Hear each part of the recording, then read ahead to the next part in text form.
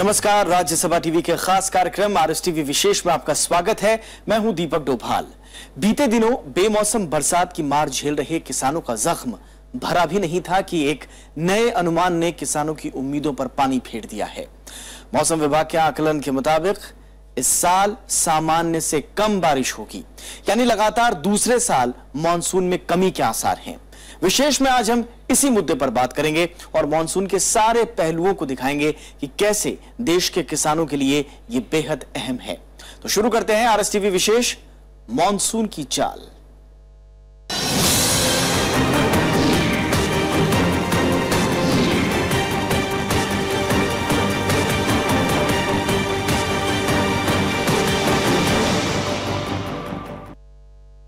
और मानसून को प्रभावित करने वाला एक बहुत बड़ा कारक है अल नीनो, और इसी अल नीनो के चलते इस बार सालाना बारिश में कमी आ सकती है।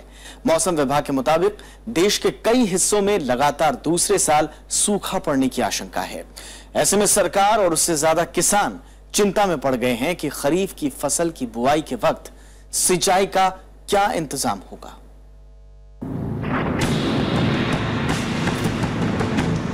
फरवरी और मार्च में देश के कई हिस्सों में मूसलाधार बारिश और ओलों ने किसानों की कमर तोड़ दी। रबी की फसल बर्बाद होने से कई प्रदेशों से किसानों की आत्महत्या की खबरें आ रही हैं।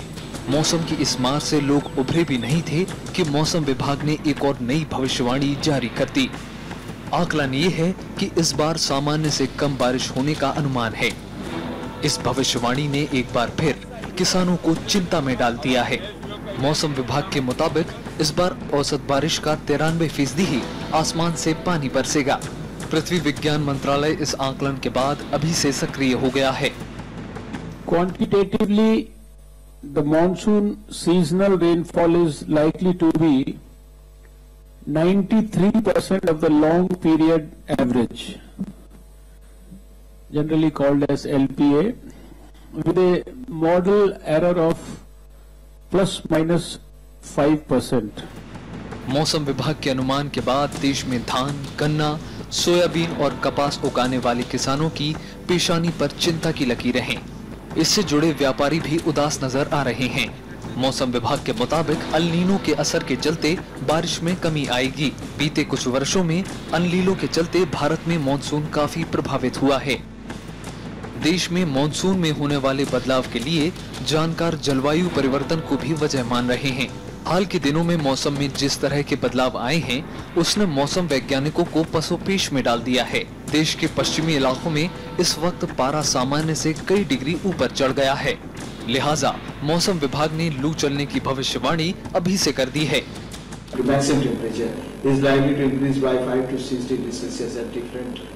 places in the state who have given heat wave warning for the entire state, and the reason for this is mainly because of this current western disturbance, which is giving some rainfall over Jammu and Kashmir and North India. It is not that strong, it's you can say it is rather weak. So next 7 days I don't expect any rainfall over the Gujarat state. मौसम विभाग के मुताबिक औसत से कम बारिश होने की पूरी आशंका है। मौसम विभाग पिछले 50 साल की बारिश के आंकड़ों के हिसाब से 4 महीनों के लिए अनुमान लगाता है। औसत बारिश 89 सेंटीमीटर को मानक माना जाता है और इसमें कमी या बढ़ोतरी के अनुमान सार्वजनिक किए जाते हैं। लेकिन मौसम विभाग के इस आकलन ने लोगों को दो तरफा परेशानी में डाल दिया है। इस वक्त देश के कई इलाकों में पारा सामान्य से कई डिग्री ऊपर है और अगर बारिश समय से नहीं हुई तो इसमें कमी के आसार नजर नहीं आते। भैया बहुत गर्मी पड़ रही, घर से निकलने में दिक्कत हो रही है। अब तो काम कहीं जाना होता है तो सोचना पड़ जाता है कि जाए कि ना जाए। देश के कई इलाकों में तापमान 40 के पार है और मौसम वैज्ञानिकों के मुताबिक अगर मानसून समय से नहीं आता है तो तापमान में और इजाफा होगा। पिछले साल भी बारिश सामान्य से कम हुई थी। 113 साल में मात्र 12 बार इतनी कम बारिश जून के महीने में देखी गई थी। गुजरात और राजस्थान में तो जून में 80% की कमी देखी गई थी। बीते साल के सूखे से लोग खौफजदा हैं और नई भविष्यवाणी ने उनकी उम्मीदों पर फिर से पानी फेर दिया है। Bureau report, Rajya Sabha TV. तो मौसम विभाग का कहना है कि इस साल अल नीनो की वजह से मानसून कमजोर पड़ सकता है। ऐसे में सवाल यह उठता है कि आखिर अल नीनो है क्या और यह किस तरह से मानसून को प्रभावित कर सकता है। आइए देखते हैं ये रिपोर्ट। अल नीनो स्पेनिश शब्द है जिसका मतलब होता है छोटा बच्चा, लेकिन वैज्ञानिक तौर पर इसका ताल्लुक पूर्वी प्रशांत महासागर में पानी में होने वाले उथल पुथल से है। प्रशांत महासागर के भूमध्य इलाके में होने वाली प्राकृतिक घटना अल नीनो को मॉनसून में बदलाव करने के लिए जिम्मेदार माना जाता है। अल नीनो की वजह से समुद्र के सतह पर तापमान औसत से 5 डिग्री तक बढ़ जाता है। ऐसे में गर्म पानी समुद्र के सतह पर ही रह जाता है और नीचे के ठंडे पानी के ऊपर आने की प्रक्रिया रुक जाती है, जिसका असर दुनिया भर के मौसम के अलावा समुद्री जीवों पर भी पड़ता है। और मॉनसून अपने आप में बहुत बड़े विस्तृत क्षेत्र में हवा का परिवर्तन होता है और इस परिवर्तन का विशेष कारण समुद्र और भूभाग के तापमान का जो अंतर है उसके कारण ये मॉनसून की गतिविधियां होती है। तो और समुद्र के तापमान जो है वो मॉनसून के सर्कुलेशन को सीधा प्रभावित करते हैं, खास तौर से एल नीनो और सदर्न ऑसिलेशन जो ईस्ट वेस्ट सर्कुलेशन को प्रभावित करते हैं। दरअसल अल नीनो से समुद्री हवाओं की दिशा बदल जाती है या फिर वो कमजोर पड़ जाती है। इसका असर उन इलाकों पर पड़ता है जहां अक्सर अच्छी बारिश होती है। अल नीनो से मौसम में बदलाव भी आता है, जिससे ज्यादा बरसात वाले इलाकों में कम और कम बारिश वाले इलाकों में ज्यादा बारिश होने लगती है।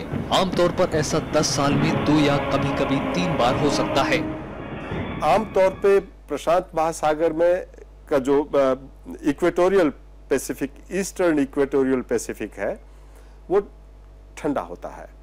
ठंडा होने की वजह से वहाँ सबसिडाइज जोन होता है और एल नीनो जो कि एक समुद्र की गर्म अवस्था का द्योतक है वो गर्म होने से वहाँ कन्वेक्शन अधिक होता है जो कि ईस्ट वेस्ट सर्कुलेशन को गड्डमगड्ड कर देता है। 1960 में पहली बार अल नीनो के असर को व्यापक रूप से समझने की कोशिश हुई। तब पता चला कि इसका असर सिर्फ पेरू के तटीय इलाकों पर नहीं बल्कि हिंद महासागर की मानसूनी हवाओं पर भी पड़ता है। प्रशांत क्षेत्र में बाढ़ लाने वाली भारी बारिश से लेकर ऑस्ट्रेलिया में पड़ने वाले सूखे की वजह अल नीनो है। कई मौसम विज्ञानी इसे अलवेइजो या कोल्ड इवेंट भी कहते हैं। मोहम्मद फातेह टीपू के साथ जैगम मुर्तजा, राज्यसभा टीवी। हाल ही में बेमौसम बारिश और ओले से कई इलाकों में फसल खेतों में दम तोड़ गई। मौसम के साथ भारत में खेती का जैसा संबंध है उसमें बदलते मौसम की मार हमेशा किसानों को ही झेलनी पड़ती है, चाहे ज्यादा बारिश हो जाए चाहे सूखा पड़ जाए। खेतों में फसल उगाने के लिए किसान आसमान की ओर टकटकी लगाए रहते हैं और देश की अर्थव्यवस्था में खेती का योगदान लगातार कम हुआ है और इसी अनुपात में सरकारी महकमों की दिलचस्पी भी।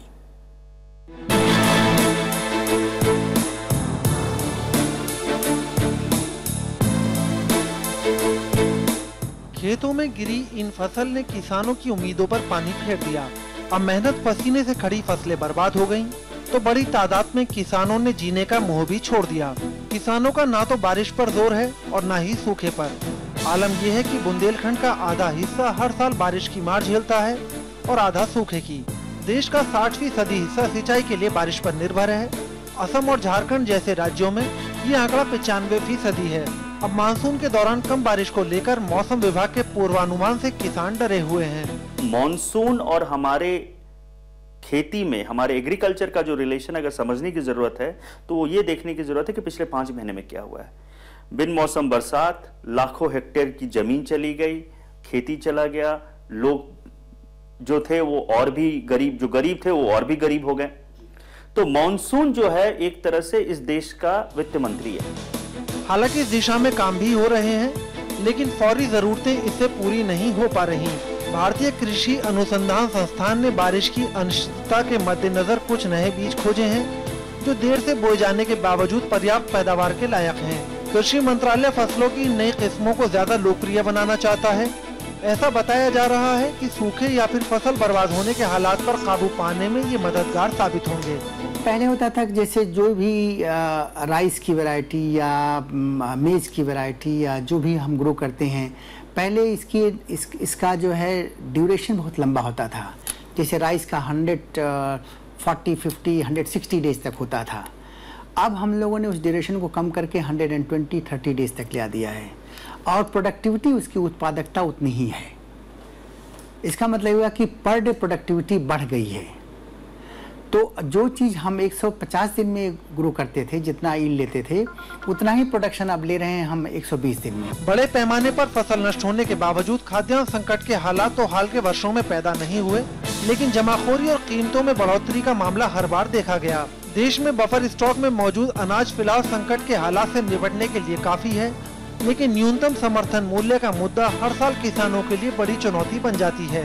खेती किसानी की तरफ सरकारों का रवैया भी पहले के मुकाबले उदासीन हुआ है। आजादी के वक्त देश की जीडीपी में कृषि का योगदान लगभग 85% था, अब ये घटकर 13% तक आ गया है। लिहाजा अर्थव्यवस्था के आंकड़ों को पूरी तरह हिला देने की शक्ति तो इसमें नहीं है, लेकिन अगर इसमें मामूली गिरावट आती है तो इससे जुड़ी बड़ी आबादी की रोजी रोटी सीधे तौर पर प्रभावित हो जाती है। किसानों की औसत आमदनी बेहद कम है। रबी तो करीब खत्म ही हो गया पूरे रीजन में से, खास करके नॉर्थ वेस्ट इंडिया में करीब काफ़ी बड़ा नुकसान हुआ मैं तो ये कहूँगा। और सुइसाइड्स नहीं तो फार्मर्स करेंगे क्या? आपके आंकड़े दे रहा हूँ, सरकार की लेटेस्ट आंकड़ा 2012-13 का नेशनल सैंपल सर्वे गवर्नमेंट के ऑर्गेनाइजेशन है, उनका जो रिपोर्ट है उसमें एक एवरेज मंथली इनकम फार्मर का जो है क्रॉपिंग से सिर्फ 3081 रुपया है। और पंजाब जैसे डेवलप्ड स्टेट में भी, जिसको कहते हैं कि बड़ा प्रॉस्परस है एग्रीकल्चर, वहाँ भी 10-10.5 हज़ार का मंथली इनकम है। खेती और जीडीपी का संबंध अर्थव्यवस्था के लिहाज से बेहद दिलचस्प है। भले ही खेती का योगदान जीडीपी में महज 14% हो, लेकिन इसी 14% में योगदान देने वाले किसान 1.25 अरब लोगों का पेट भरते हैं। लेकिन सिंचाई की पहुंच बड़े इलाके तक नहीं होने के कारण किसान आसमान की तरफ तकने को मजबूर हैं। यानी मानसून पर ही देश का खाद्यान्न उत्पादन काफी हद तक टिका है। अपवादों को छोड़ दें तो जिस साल बारिश कम होती है उस दौरान खाद्यान्न उत्पादन में भी कमी देखी गई। इनमें कुछ महत्वपूर्ण उदाहरण 1965-66, 1971-72, 1987-88, 2001-2002 और 2009 के हैं। हालांकि बफर स्टॉक में मौजूद खाद्यान्न इन कमियों को पूरा करने में हर बार सफल रहा है, लेकिन सूखे ने इन वर्षों में सिंचाई व्यवस्था को और ज्यादा चौकस करने की जरूरत समझाई। जानकारों की माने तो खेती किसानी पर सरकार को नए सिरे से विचार करने की दरकार है। जो टोटल हमारी देश की सकल घरेलू उत्पाद है, जिसको जीडीपी हम बोलते हैं, उसका 14% करीब एग्रीकल्चर कंट्रीब्यूट करता है। लेकिन कृषि पर आधारित जो जनसंख्या है वो करीब 50-55% के करीब आज भी है। एग्रीकल्चर में यदि 14% कंट्रीब्यूशन है टोटल जीडीपी का, तो यदि प्लान आउटले हम देखें, टोटल प्लान आउटले सारे सेक्टर्स में जो जाता है उसका यदि परसेंटेज देखें तो एग्रीकल्चर में केवल 8% के करीब है। हालांकि नए बीज खोजे जा रहे हैं जो कम समय में ज्यादा पैदावार दे सकें, लेकिन इसे देहात तक पहुंचाना अब भी बड़ी चुनौती बनी हुई है। मोहम्मद फातेह टीपू के साथ ब्यूरो रिपोर्ट, राज्यसभा टीवी। और वक्त एक छोटे से ब्रेक का। ब्रेक के बाद RSTV विशेष में आगे बात होगी मौसम में आ रहे बदलावों की।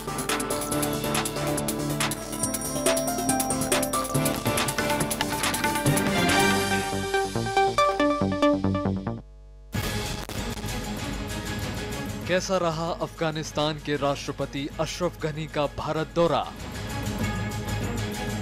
कैसे बढ़ेगी भारत अफगान रिश्तों की कश्ती? देखिए देश देशांतर भारत अफगान रिश्ते आज रात 8:30 बजे।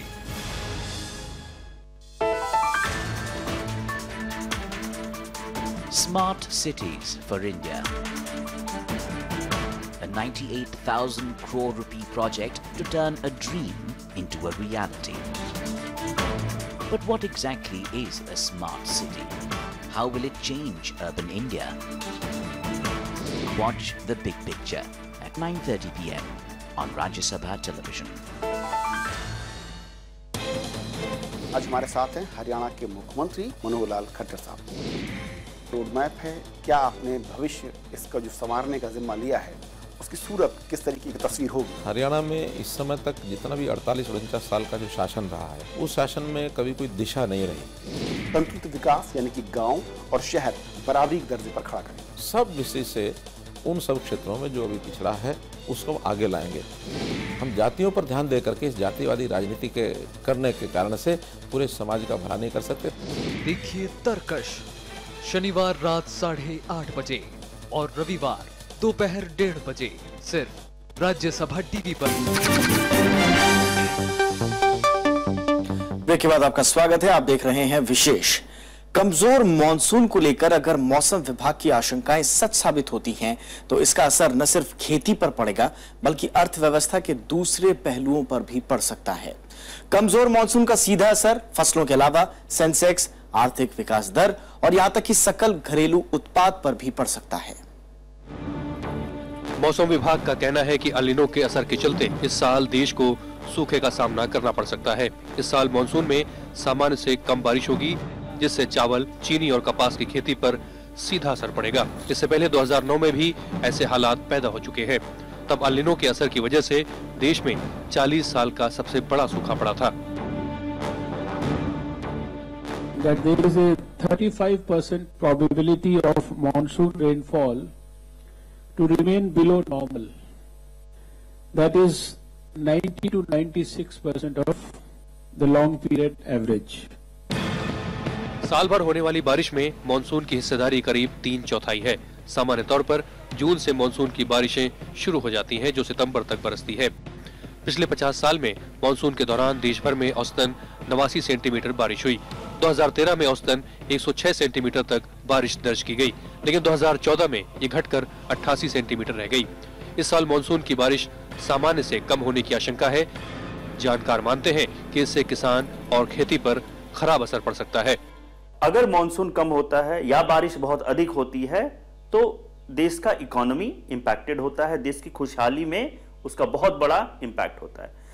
तो पिछले 5 महीने में तो बहुत अधिक बारिश हुई है, जिसके कारण हमारी गेहूं की खेत बर्बाद हो गई, हमारी आम की खेत बर्बाद हो गई, बहुत से हॉर्टिकल्चर प्रोडक्ट बर्बाद हुए हैं। मेरे अभी कलीग मथुरा और आगरा से लौट के आए हैं, जहां की लोग को अब खाने की किल्लत पड़ने वाली, और बहुत इतने लोग मतलब ये गरीबी में चले गए हैं और उधार में हैं, जिसका अंदाज सरकार को भी नहीं है आज के दिन में।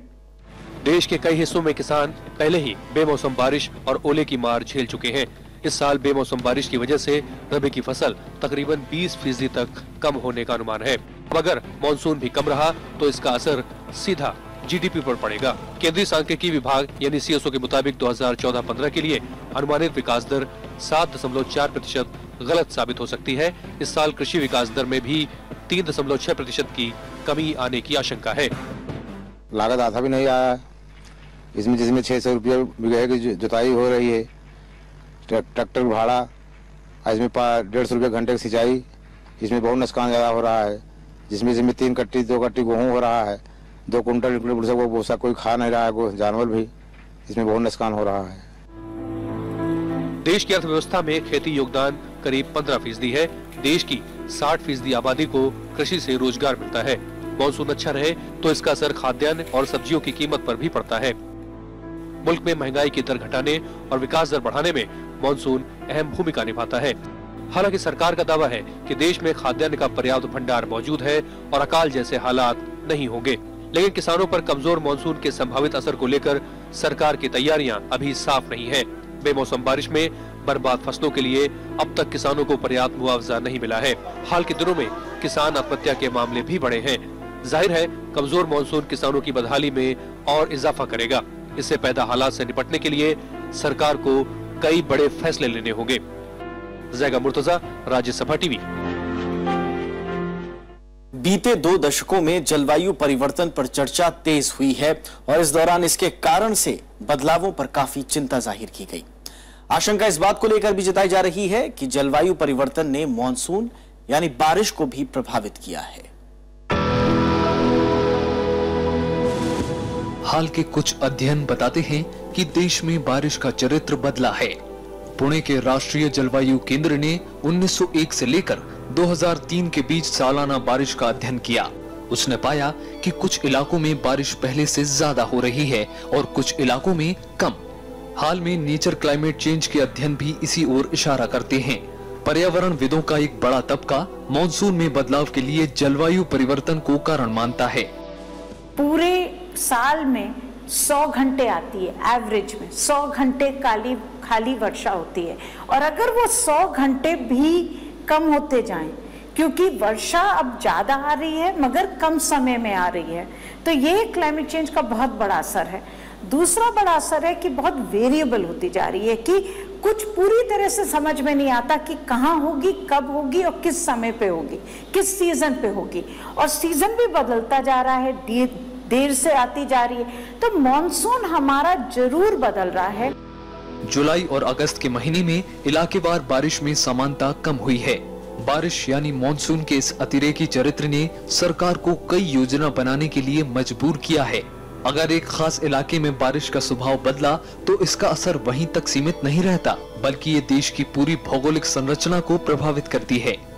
वैज्ञानिक भी मानते हैं कि मौसम के चरित्र में बदलाव आया है, लेकिन ये जलवायु परिवर्तन की वजह से है, इस पर अलग अलग मत हैं।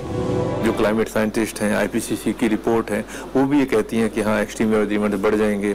मानसून की बारिश में जो लाइट रेनफॉल डेज हैं, हल्की हल्की बारिश वाले दिन कम हो जाएंगे, और या तो बारिश ज़्यादा होगी या कम होगी, उस तरह के इवेंट्स आ जाएंगे, ज़्यादा होने लगेंगे। और इसमें कुछ ना कुछ सच्चाई भी है, लेकिन अभी भी इसको पूरी तरह से कन्फर्म एकदम कह देना कि हाँ ये बदलाव आ ही गया है और ये आगे भी जारी रहेगा, वो अभी उसके लिए और डाटा की जरूरत है, और कुछ सालों का, साल बल्कि मैं कहूँगा और कुछ डिकेड्स का डाटा चाहिए। पिछले 5 महीने में जो हुआ है वो मैं बहुत स्ट्रांगली बिलीव करता हूं कि क्लाइमेट चेंज के कारण है। हमारे साइंटिस्ट इस चीज के बारे में बोलें या ना बोलें, और कोई भी साइंटिफिक चीज बोल कि साइंटिफिकली प्रूव नहीं कर सकते हैं, लेकिन मैं इस देश के पर्यावरण पे पिछले 18-20 साल से अध्ययन कर रहा हूं। मैं क्लाइमेट चेंज में मैंने बड़े साइंटिफिक जर्नल पढ़े हैं और मेरी अपनी भी इसमें काम रही है, और मैं ये आपको बहुत क्लियरली बताना चाहता हूं कि क्लाइमेट चेंज का इंपैक्ट हमारे मॉनसून सिस्टम पे अब काफी विजिबल है। इस बदलाव से होने वाले खतरे को टालने के लिए राष्ट्रीय आपदा प्रबंधन प्राधिकरण हर साल तैयारी करता है। गंगा, ब्रह्मपुत्र और कृष्णा गोदावरी बेसिन में बाढ़ लगातार हर साल आती है, और इसी वक्त विदर्भ और बुंदेलखंड का इलाका सूखे की चपेट में होता है। ऐसे इलाकों के लिए प्राधिकरण चेतावनी जारी तो कर रहा है, लेकिन उसे और ज्यादा तेज बनाने पर विचार चल रहा है। हर साल एक फ्लड सीजन के पहले एक मीटिंग होती है, पूरे राज्यों के रिलीफ कमिश्नर्स या डिजास्टर मैनेजमेंट सेक्रेटरीज को बुला के वो करते हैं, लेकिन वो कुछ रूटीन सा हो गया है। लेकिन आज जरूरत यह है कि एवरीडे टेक्नोलॉजी चेंज हो रहा है। आज आपकी कम्युनिकेशन टेक्नोलॉजी चेंज हो गई। आप कौन सा, मेरे ख्याल से कोई ऐसा गांव नहीं है जिसमें शायद मोबाइल फोन ना हो। तो हमको ये चाहिए कि भाई हर गांव का एक मोबाइल फोन का नंबर कम से कम अथॉरिटी के पास हो, डिस्ट्रिक्ट लेवल पे। अगर कोई वार्निंग देना, कम से कम एक आदमी को उस गांव में आप अलर्ट कर दीजिए। संभावित सूखे के चलते किसानों के नुकसान की भरपाई के लिए कंटीजेंसी प्लान भी बने हैं। कृषि मंत्रालय ने इस साल 580 जिलों की पहचान की है, जहां इसे अमली जामा पहनाया जाएगा। मंत्रालय का कहना है कि हालात के मुताबिक और भी जिलों को भविष्य में शामिल किया जाएगा। दिलीप खान, राज्यसभा टीवी। तो देश विदेश के मुद्दों पर राज्यसभा टीवी की विशेष पेशकश जारी रहेगी। हम आपको आगे भी दिखाते रहेंगे आम आदमी से लेकर अंतर्राष्ट्रीय राजनीति को प्रभावित करने वाले मुद्दों पर विशेष। फिलहाल आज के लिए इतना ही। दीजिए पूरी टीम को इजाजत। नमस्कार।